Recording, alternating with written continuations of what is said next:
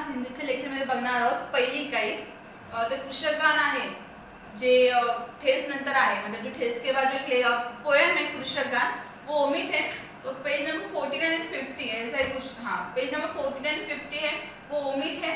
तो इसके लिए से हम जा रहे दूसरी इकाई, उसमें जो फर्स्ट है पोएम उसका नाम है बरसे ही चलत, जिसके कवि है गोस्वामी तुलसीदास। वो जो संत थे, समाज सुधारक थे, लेखक थे, कीर्तनकार भी थे। उनके समय में उनका जो जन्म था वो 1911 और उनका जो मृत्यु है वो 1623 में हुआ था। तो जो गोस्वामी तुलसीदास थे उन्होंने इस पाठ में जब सीता माँ का हरण होता है, मतलब अभी वो पूरी स्टोरी मतलब कैसे होती है कि जो राजा होता है दशरथ राजा वो रघुवंशी होता है, रघुवंशी राजा थे और रघुवंशी में परंपरा थी कि एक बार वचन दे दिया मतलब दे दिया, फिर वो उनको वचन को कंप्लीट करते थे चाहे कुछ भी हो जाए। तो दशरथ राजा थे, उनकी तीन पत्नी थी कौशल्या, सुमित्रा एंड कैकेयी, वो उनकी 3 पत्नियां थी। और उनको एक पुत्री थी शांति, उन्होंने उसको किसी को गोद दे दिया था किसी कारण से। तो फिर मतलब जो वो अधेड़ उम्र के हो गए थे वो दशरथ राजा, फिर भी उनको पुत्र प्राप्ति नहीं हो रही थी, मतलब 3 पत्नियां होने के बाद भी उनको पुत्र नहीं हो रहा था प्राप्त। इसलिए उन्होंने यज्ञ किया था और उस यज्ञ में जो प्रसाद दिया था उस टाइम के साधु संतों ने, तो उनको कहा था कि ये प्रसाद तुम अपनी 3 पत्नियों में बांट दो।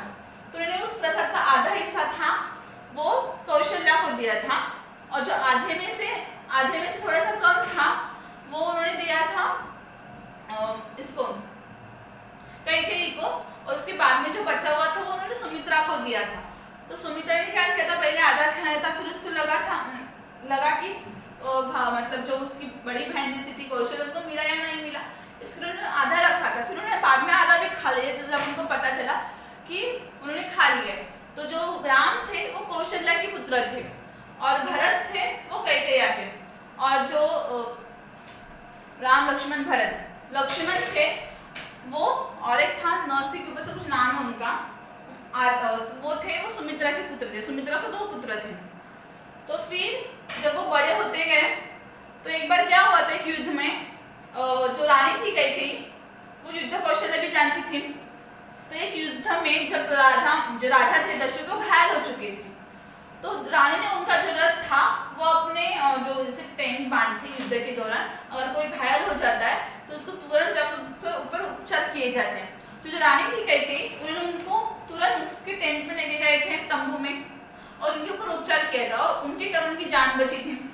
तब राजा दशरथ जो थे वो खुश होकर उन्होंने रानी को 2 वचन दिए थे कि तुम मुझे मतलब तुम्हारे कोई भी 2 वचन में पूरे कर दूंगा, मांगो तुम्हें जो मांगना है।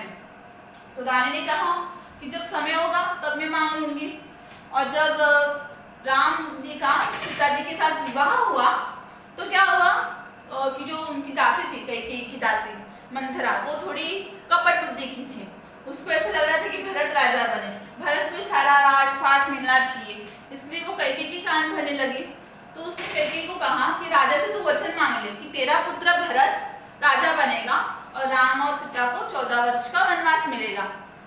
तो फिर उसने राजा के पास वचन मांग लिए। तो राजा तो पहले उसको बहुत समझाया, बहुत भला बुरा कहा, फिर भी वो कुछ बात सुनने के लिए तैयार ही नहीं थी और उन्होंने अब वचन दे दिया कि तुम्हारे में कोई भी 2 चीजें मान लूंगा। तो इसकी वजह से उनको ये 2 चीजें माननी पड़ी कि उन्होंने भरत को राजपाट दे दिया और राम को वनवास दे दिया। तो राम के साथ सीता भी गई थी वनवास में और लक्ष्मण भी। तो वनवास के दौरान मतलब वो पूरे ऐसे विश्व में घूमते घूमते वनवास कर रहे थे। तो वनवास के दौरान एक बार क्या हुआ था कि उन्होंने सीता जी ने हिरण को देखा था, वो सुनहरे हिरण, और देखने के बाद उनको उसकी इच्छा हो गई थी कि उनको वो हिरण चाहिए। तो वो हिरण लाने के लिए राम उनके पीछे गए थे और लक्ष्मण रेखा खींची थी ताकि वो सीता उसको क्रॉस ना करे, उस रेखा के अंदर सीता सेफ थी। पर जो रावण था वो एक भिक्षु का वेश करके आया था और वो सीता को बाहर बुलाता है और उसको अपहरण करके चला जाता है।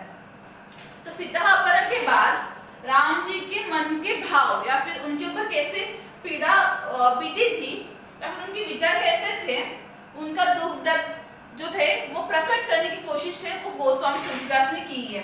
ऐसी बहुत पुरानी कहानी भी है कि जो गोस्वामी तुलसीदास थे वो राम जी को मिलना चाहते थे, मतलब उनको राम जी के इसकी दर्शन की बहुत प्रकट इच्छा थी, काफी उत्कट इच्छा थी, इसलिए वो उस पर्वत पे भी गए थे जिधर राम जी ने निवास किया था। तो उधर जाने के बाद भगवान हनुमान ने उनके सामने दर्शन दिए, तो कहा था कि एक दिन ना, मतलब एक दिन तुमको जो भगवान राम जी है उनके तुमको दर्शन हो जाएंगे। तो भगवान राम जी एक बार उनके सामने प्रकट हो गए थे, पर उस टाइम पे जो थे गोस्वामी तुलसीदास उनको पहचान नहीं पाए। तो फिर हनुमान जी ने कहा था कि वो जो थे वो भगवान राम थे, आपने उनको पहचाना नहीं। फिर सेकेंड टाइम जब भगवान राम प्रकट हुए तो वो एक बालक के रूप में प्रकट हुए, और अभी फिर से गोस्वामी तुलसीदास भूल ना कर दे इसलिए वो तोता बनकर आए थे हनुमान जी, और उन्होंने कुछ श्लोक बोला था, उस पर गोस्वामी तुलसीदास को समझ में आ गया कि भगवान राम ही है। तब उनको राम जी के दर्शन मिले थे, और उस पाठ में उन्होंने राम जी के ऊपर सीताहरण के बाद राम जी के मन कितना व्याकुल होता है, वो कितने परेशान होते हैं सीता माता को ढूंढने के लिए, राम लक्ष्मण की ऊपर की पीड़ा, वो सब पतन की मतलब आजू बाजू का जो वातावरण है, निसर्ग है, उसके ऊपर से बताने की कोशिश की है। तो फिर जो गोस्वामी तुलसीदास थे उन्होंने उसके ऊपर ही रामचरितमानस लिखा। रामचरितमानस है जो भगवान राम के जो लाइफ है उसके ऊपर लिखा हुआ है, उनकी लाइफ के ऊपर कि उन्होंने अपने लाइफ जो आयुष्य था उसके ऊपर क्या क्या, उसमें क्या क्या पराक्रम किए, कौन से बहुत अच्छे कार्य किए। फिर उसको उनको जो उत्तम पुरुष भी कहा जाता था। फिर ऐसा भी माना जाता है कि जो भगवान राम थे वो विष्णु का ही अवतार थे, और भगवान सीता थी वो लक्ष्मी थी, वैसे उनके अवतार माने जाते हैं। फिर जो रामचरितमानस था उन्होंने लिखा हुआ गोस्वामी तुलसीदास ने, तो उन्होंने उस समय में लिखा था। उस समय में ना रेडियो था, ना टीवी था, ना तो दूरध्वनि था, मतलब जिससे लोगों को सुनाई मतलब सुन सके। फिर भी उस टाइम में उन्होंने लिखा हुआ रामचरितमानस हर एक जन को मतलब जो भी उस टाइम में रहता था उधर उनको कंठस्थ था, मतलब बाय हार्ट था रामचरितमानस। इसका इतना वो उस टाइम में फेमस हुआ था, उन्होंने लिखा हुआ रामचरितमानस। फिर जो है गोस्वामी जी संस्कृत के विद्वान थे, संस्कृत भाषा में लिखते थे, अवधी भाषा में मतलब हिंदी की भाषा में उन्होंने अनेक ग्रंथ लिखे हैं जो बहुत उस टाइम में प्रचलित भी हुए थे। उनसे उन्होंने जो लिखी है बुक वो 500 से ज्यादा भी प्रकाशित हो गई है, 500 से ज्यादा उन्होंने लिखी हुई बुक प्रकाशित हो गई है। फिर उनकी जो कृतियां है वो है कि रामचरितमानस, कवितावली, विनय पत्रिका, गीतावली, दोहावली, हनुमान बहुक, भैरवे रामायण, जानकी मंगल आदि, ये सब जो है उनकी लिखी हुई कृतियां है। तो इस पोयम में 2 चौपाई है और जो 2 है वो दोहा है। जो चौपाई में वो बोलते हैं, घन घमंड नभ गरजत घोरा, प्रिया ने डरपत मन मोरा। घन मतलब बादल, घमंड मतलब गर्व करना, और गरजत मतलब गरजना, और घोरा मतलब भयंकर। प्रिया मतलब जिन्होंने सीता के लिए उद्देश्य किया है, प्रिया मतलब सीता, प्रिया मतलब सीते की बिना, डरपत मन मोरा, डरपत मतलब डर रहा है, मन मतलब दिल मन, मोरा मतलब मेरा। तो सीताहरण के बाद मतलब जब सीताहरण होता है तो वो बारिश का मौसम होता है, तो उस टाइम में वो बोले कि आकाश में जो बादल है वो घन घमंड नभ गर्जत घोरा, घमंड मतलब गर्व और गर्जत घोरा मतलब भयंकर। जो आकाश में बादल है वो इकट्ठा होकर भयंकर घमंड से गर्जना कर रहे हैं, आवाज कर रहे हैं आकाश में। और प्रिया के बिना, प्रिया है मतलब प्रिया के बिना जो मेरा मन है वो डर रहा है कि ऐसे वातावरण में जो सीता है, माता सीता उनके साथ नहीं थी तो उनको डर लग रहा था उनके लिए। फिर उन्होंने आगे लिखा है, दामिनी दमक रही है घन माही, खलके प्रति जता थी नाही। दामिनी मतलब बिजली, दमक मतलब चमकना, सॉरी, दामिनी दमक रही है घन माही, तो बोलते कि जो दामिनी है वो बिजली है वो चमक रही है। घन मतलब बादलों में जो बिजली है वो बहुत जोर शोर से चमक रही है। और वो कैसी चमक रही है, जैसे खल के प्रीति, खल मतलब दुष्ट लोग, खल मतलब दुष्ट कपटी लोग जिनके मन के अंदर बहुत बुरे विचार होते हैं, दूसरों के बुराई सोचते वैसे लोग। तो खल के प्रति जथा फिर में, जथा मतलब मन और थिर नहीं मतलब स्थिर नहीं होता है। जो बुरे लोग होते हैं उनके मन में जैसे प्रीति मतलब प्रेम, जो बुरे लोग होते हैं उनके लिए दूसरों के लिए कुछ प्रेम वगैरह नहीं होता।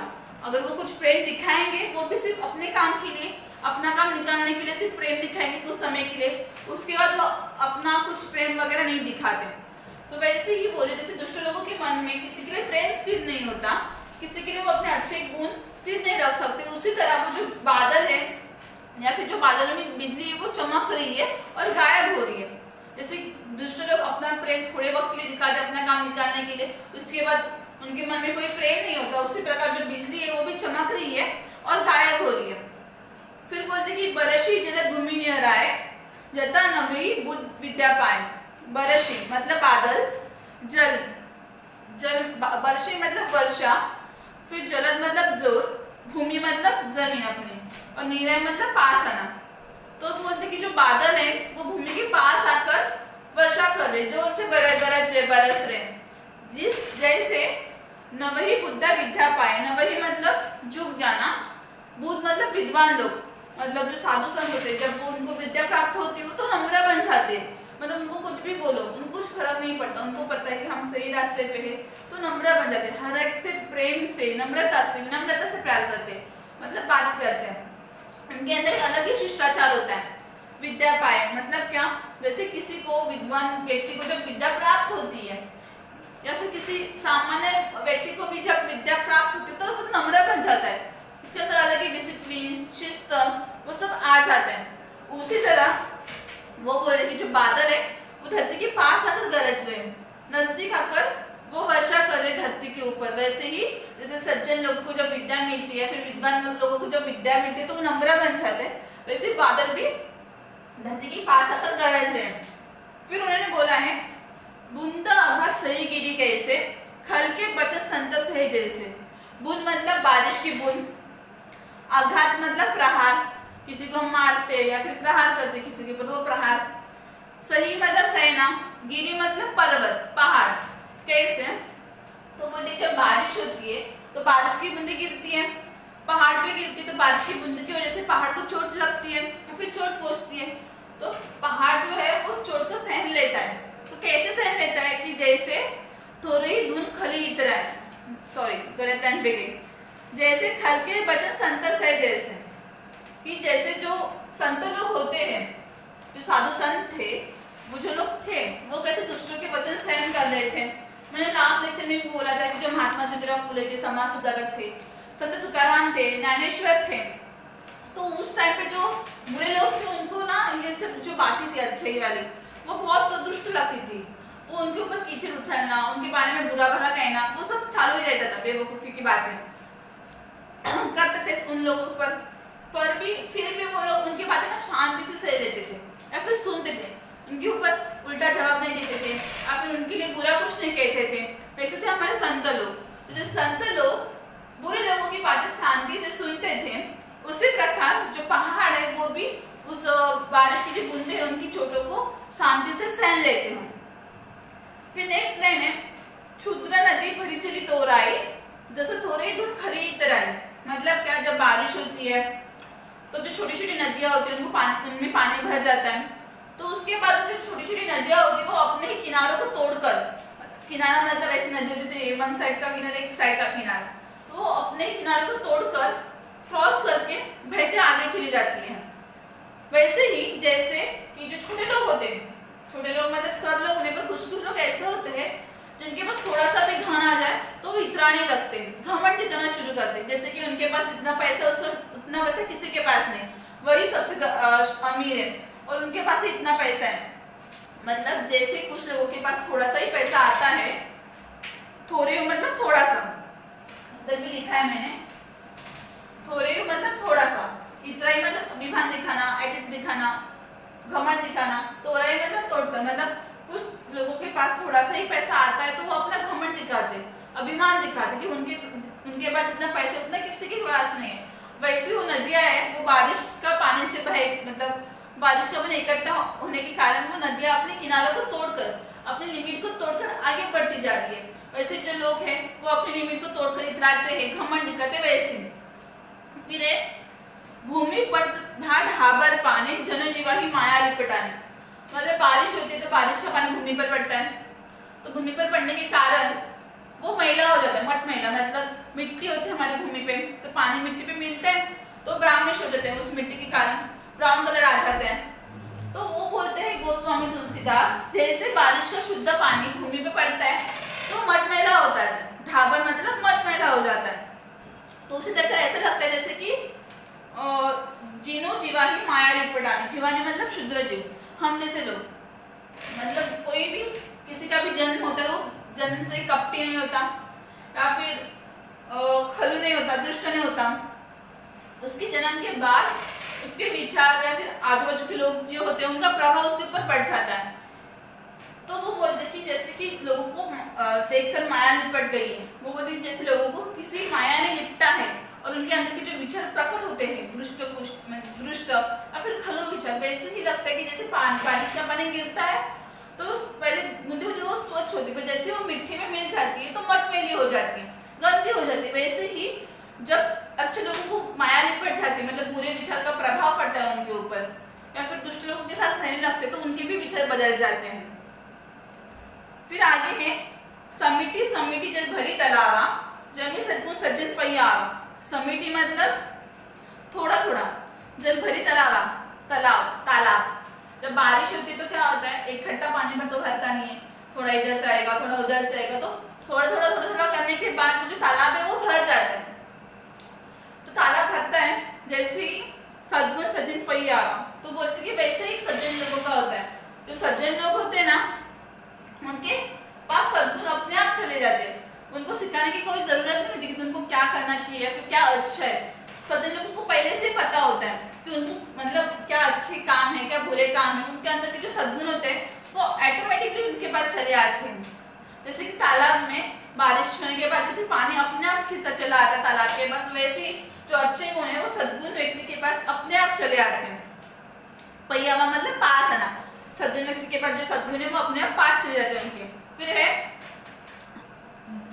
तो अगली लाइन है कि सीता जल जल नदी हो जाए, सरिता, सरिता मतलब नदी, जल जल नदी मतलब समुद्र, मुँह जाए मतलब में जाती है। जब जो नदी है क्या होता है, जब बारिश होती है तो छोटी छोटी नदियाँ बन जाती है, फिर वो छोटी छोटी नदियाँ बड़ी नदी में जाकर मिल जाती है, फिर वो बड़ी नदी जाकर समुद्र में मिल जाती है, उनका फ्लो ही होता है। तो बोलते कि जब नदी समुद्र में जाकर मिल जाती है तो स्थिर हो जाती है, शांत हो जाती है समुद्र के अंदर। वैसे ही हुई अचल जमी जीवी हरि पाई, हरि मतलब ईश्वर, अचल मतलब स्थिर।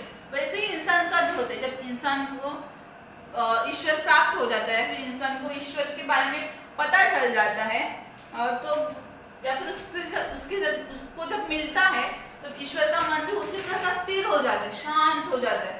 उसके अंदर के जो बुरे कर्म है या फिर विचार है या फिर उसकी जो कपट बुद्धि वो सब नष्ट हो जाती है और उसका जो मन है वो स्थिर हो जाता है। वैसे ही जैसे नदी जब समुद्र में जाकर मिलती है तब वो स्थिर हो जाती है, उसी प्रकार जब ईश्वर से मनुष्य मिलते हैं तो वो भी स्थिर हो जाते हैं उसी प्रकार। फिर नेक्स्ट है दोहा, हरित भूमि तृण संकुल, तृण मतलब घास, संकुल मतलब परिपूर्ण, समुझी परि नहीं पंथ, पंथ मतलब रास्ता, जिमी पाखंड विभाग दे लुप्तो ही सदग्रंथ। जिमी मतलब जैसे, मतलब क्या, बारिश होती है तो धरती पे थोड़ी थोड़ी हरी हरी घास उत्पन्न होती है, ग्रो करती है, तो क्या होता है हर जगह हरी हरी घास दिखाई देती है, तो नॉर्मल चलते समय हमको रास्ते का पता नहीं चलता। समुझी परि नहीं पंथ मतलब समुझी मतलब समझ में नहीं आता है रास्ता किधर है, रास्ता कौन सी दिशा में, हर जगह घास होने के कारण। हरित भूमि तृण संकुल मतलब क्या, जब भूमि पूर्णतः परिपूर्ण हो जाती है घास से, मतलब हर जगह से घास होती है, तो हमको चलते से रास्ते के बारे में समझ में नहीं आता। समझे पूरे नहीं पंथ मतलब समझ में नहीं आता कि रास्ता कौन सा है, किस रास्ते पे चले। उसी प्रकार जैसे जब पाखंड विवाद मतलब जो पाखंडी लोग होते हैं या फिर जो बुरे लोग होते हैं वो अपने विचारों का जब प्रचार करते हैं, विवाद मतलब जब प्रचार करते हैं तो ऐसा मतलब उनके प्रचार के कारण लुप्त हुई सदग्रंथ, तो उनके प्रचार के कारण कभी कभी जो सदग्रंथ है या फिर सद्गुण है, धर्म है, वो हमारे लुप्त हो जाते हैं, नष्ट हो जाते हैं उन पाखंडी लोगों के विचार के प्रचार के कारण। मतलब जो अपने बुरे विचारों का प्रचार करते हैं, मैंने बोला था कि जो पाखंडी लोग होते हैं या फिर जो मनुष्य होता है, जिस माहौल में बड़ा होता है उसी माहौल का उसके ऊपर इम्पैक्ट होता है कि आजू बाजू के विचार, अगर छोटा बच्चा होगा उसके पेरेंट्स ही बुरे विचार के होंगे या फिर वो बुरा सोचते होंगे हर एक के बारे में, तो उसकी बच्चे के ऊपर भी वैसे ही प्रभाव पड़ता है। तो वैसे ही जो पाखंडी लोग अगर प्रचार करेंगे तो उनके प्रचार के कारण क्या होगा, बाकी की जो प्रचार मतलब बाकी के जो लोग हैं वो इन्फ्लुएंस हो जाएंगे, तो सब लोग ही वैसे सोचने लगेंगे। तो क्या होगा, उनके अंदर के जो सद्गुण होंगे या फिर उनके अंदर का जो धर्म होगा, शिष्टाचार, वो सब नष्ट हो जाएगा। कैसे? तो जैसे बारिश गिर जाती है और हर जगह घास नजर आती है और हमको रास्ते का पता नहीं चलता, उसी प्रकार जब पाखंडी लोग अपने विचारों का प्रचार करते तो वो बोलते कि जो समाज में सद्गुण थे, धर्म थे, शिष्टाचार था या फिर सद्गुण थे, वो भी नष्ट हो जाते। उसी प्रकार फिर नेक्स्ट है चौपाई। दादुर ध्वनि छो दिशा सुहाई, बेद पढ़े जिनु बटु समुदाय। मतलब दादुर मतलब मेंढक, दादुर मतलब मेंढक, ध्वनि मतलब उसकी जो ध्वनि, मतलब क्या, छो मतलब चार, दिशा मतलब दिशा, सुहाई मतलब अच्छी लगना। तो क्या बोलते हैं वो, जब बारिश होती है तो बारिश में मौसम में पता है मेंढक बाहर आते हैं, फिर वो अपने डरा डरा आवाज करते रहते हैं। तो क्या होता है, जब बारिश होती है तो चारों और सिर्फ वो मेंढकों की आवाज सुनाई देती है, उनकी आवाज ध्वनि सुनाई देती है। तो वो बोलते कि वो ध्वनि सुनने के बाद ऐसा लगता है कि जैसे वेद पढ़े जन बटु समुदाय, समुदाय मतलब ग्रुप और बटु मतलब बालक, वेद पढ़ी मतलब वेद पढ़ना। तो वो सब ध्वनि सुनने के बाद उनको ऐसा लगता है कि जैसे बच्चों का समुदाय वेद पाठ कर रहा हो और वो ध्वनि सुनाई देती है। तो क्या कभी कहते कि वर्षा काल में चारों दिशाओं में मेंढक की ध्वनि ऐसे सुनाई देती कि जैसे बच्चों का समूह या फिर जो बालक है उनका समूह वेद पाठ कर रहा है और वो ध्वनि उनको बहुत सुहानी लगती है, मतलब अच्छी लगती है वो ध्वनि। फिर नेक्स्ट है नवपल्लव भई बीटक अनेका। नवपल्लव मतलब नए नए पत्ते जो आते हैं, बीटक मतलब वृक्ष, अनेका तो बारिश होती है तो क्या होते हैं, हर एक पेड़ में बारिश ऋतु आती है तो छोटे छोटे नए नए पत्ते आते हैं, उसको कोम्बल भी बोलते हैं। ऐसे एक साथ तीन तीन चार चार आते हैं छोटे छोटे, और जो पूरा पेड़ वो हरा भरा हो जाता है। वैसे ही साधक मन जैसे मिले विवेका, तो वो बोलते कि जैसे साधना करने वाला जो व्यक्ति होता है, मतलब जो सिर्फ विद्या प्राप्त करने की उद्देश्य होता है, तो उसको जैसे अच्छा लगता है विद्या प्राप्त करने के बाद, उसका मन जैसे खुश हो जाता है, हर्षित हो जाता है। वैसे ही जब वो नए नए मतलब जो आ जाते पत्ते, तो वो पत्ते आने के बाद जैसे वृक्ष प्रफुल्लित हो जाता है, हरा भरा हो जाता है। वैसे ही साधना करने वाला जो व्यक्ति होता है, साधन मन मतलब साधना करने वाला जो व्यक्ति होता है, उसका मन भी विद्या प्राप्त करने के बाद मतलब प्रफुल्लित हो जाता है, आनंदित हो जाता है। फिर नेक्स्ट है अकर जवास पातु बन भयु तथा सुराज फल उद्यास गयु। अकर जवास मतलब एक पेड़ के नाम है। नॉर्मली क्या होता है कि बारिश में पेड़ के पत्ते आते हैं, हरे मतलब छोटे छोटे कोम्पल आते हैं, पर जो अक्कर और जवास है इनके बारिश में जो है वो पत्ते झड़ जाते हैं। तो क्या बोलते हैं कि बारिश के मौसम में नॉर्मली हर एक पेड़ के ऊपर पत्ते आते हैं, कोम्पल आते हैं, पर अक्कर और जो जवास है उनके जो पत्ते वो झड़ जाते हैं। कैसे? तो पाती मतलब पत्ते। जैसा सुराज खल उद्यम गयु, सुराज मतलब अच्छा राजा, खल मतलब बुरे लोग और उद्यम मतलब कार्य, गयु मतलब जाना। कि जैसे अच्छा राजा होता है तो क्या करते हैं, उसके शासक में या फिर उसके कंट्रोल में जो बुरे लोग होते हैं उनकी जो काम होते हैं वो बंद हो जाते हैं, फिर नष्ट हो जाते हैं एक अच्छे राजा के राज्य में। वैसे ही बारिश में उस अकर जवास के पत्ते झड़ जाते हैं, जैसे कि एक अच्छे राजा के शासक में जो बुरे लोगों के काम होते हैं वो नष्ट हो जाते हैं या फिर गायब हो जाते हैं। फिर है खोजत कतहु मिल नहीं धुरी, करे क्रोध जमी धर्म में ही दूरी। मतलब क्या, बारिश होती है तो हर जगह कीचड़ होता है, कीचड़ ही कीचड़, तो उस कीचड़ के कारण हमको धूल कभी दिखाई नहीं देती, बारिश के वक्त सिर्फ कीचड़ ही कीचड़ दिखाई देगा। खोजत कतहु मिल नहीं धुरी, मतलब खोजत मतलब खोजना, कतहु फिर भी मिली नहीं, मतलब नहीं मिली, धूरी, धूरी मतलब धूल। तो क्या बोलते कि बारिश के मौसम में मैंने बहुत ढूंढा फिर भी मेरे को धूल मिली नहीं, कि जैसे कर कोई जमी धर्म में ही दूरी। जैसे कि एक धर्म होता है, अगर हम उस धर्म का पालन करते तो वो धर्म क्रोध को नष्ट कर देता है, उसको एक अच्छे पाथ पर या फिर अच्छे रास्ते पर लेके जाता है वो धर्म। जिस प्रकार धर्म क्रोध को नष्ट कर देता है, उसी प्रकार वर्षा का पानी है वो धूल को नष्ट कर देता है। करी मतलब करना, क्रोध जमी धर्म में ही दूरी, दूर मतलब जो धर्म है वो क्रोध को दूर कर देता है। ओके, फिर नेक्स्ट है शशि संपन्न सोहमयी कैसी, उपकारी की संपत्ति जैसी। शशि मतलब धरती पृथ्वी, संपन्न सोहमयी, सोहमयी मतलब शोभनीय, आकर्षित है, फिर अट्रैक्टिव दिखाई देती है, कैसी, उपकारी की संपत्ति जैसी।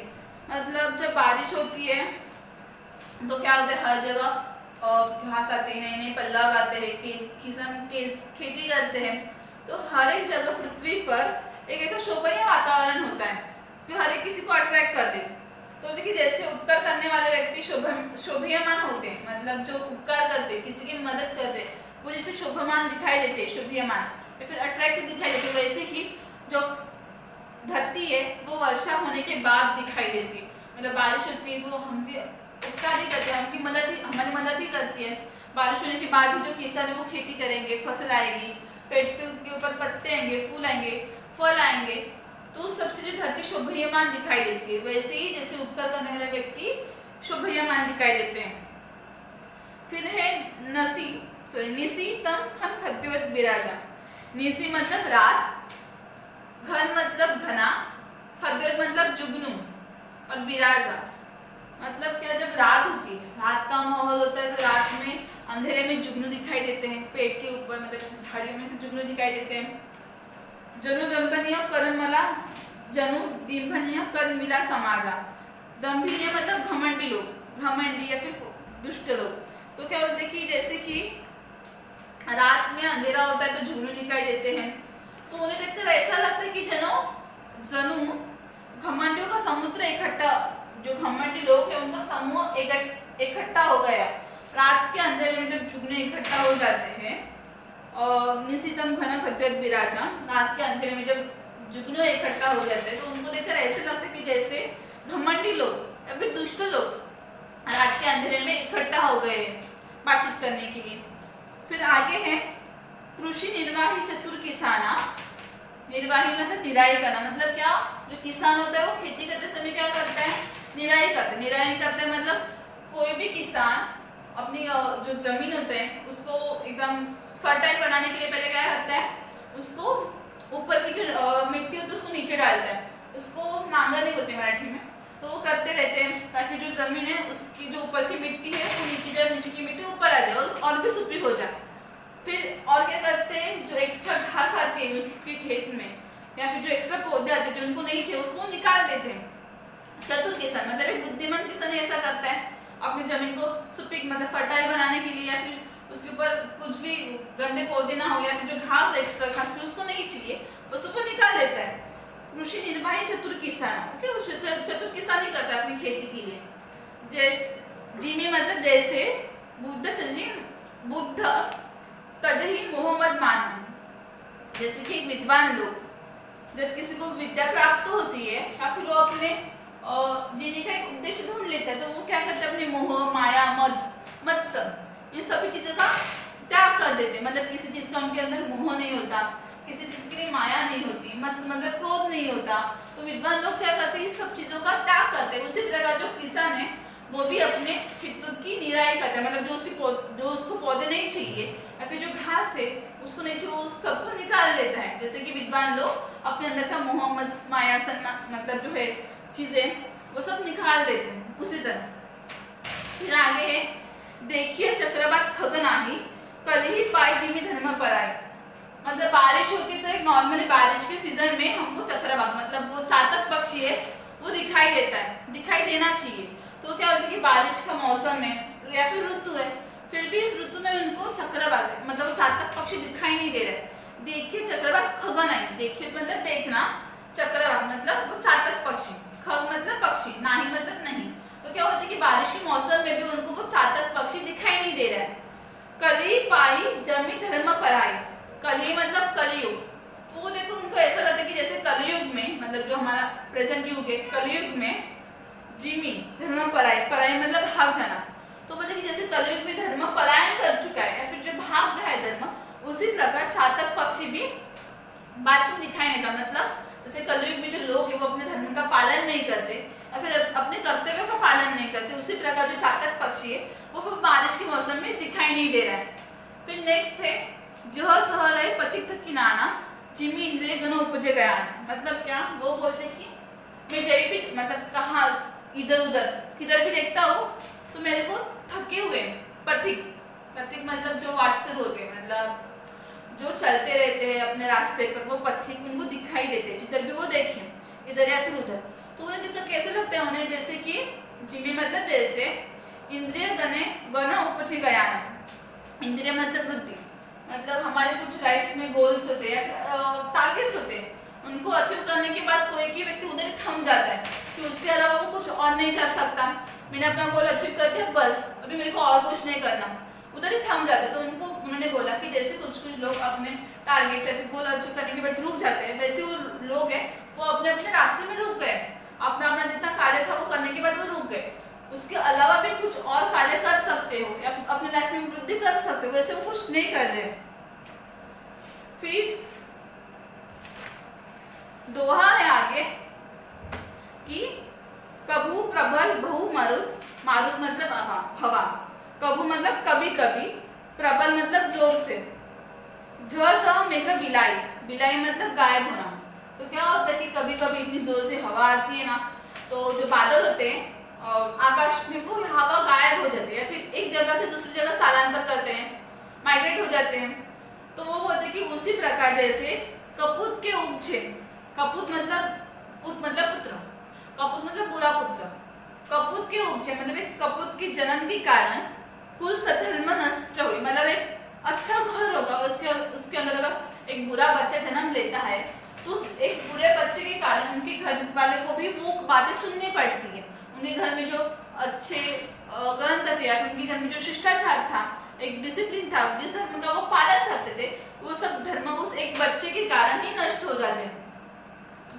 बोलते कि जैसे कभी कभी बहुत जोर से हवा चलती है, मारुत बही, प्रबल मतलब कभी कभी बहुत जोर से हवा चलती है तो आकाश में जो बादल है वो झत मतलब हवा गायब हो जाती है या फिर स्थानांतरित हो जाते, नष्ट हो जाते। उसी प्रकार जब किसी घर में जहाँ एक सत्ग्रंथ का पालन होता है, धर्म का पालन होता है, अगर उस घर में अगर एक कुपुत जन्म ले, मतलब एक बुरा बच्चे जन्म ले, तो उस एक बच्चे के बर्ताव के कारण पूरे घर को दोष दिया जाता है, पूरे घर में जो धर्म था वो नष्ट हो जाता है।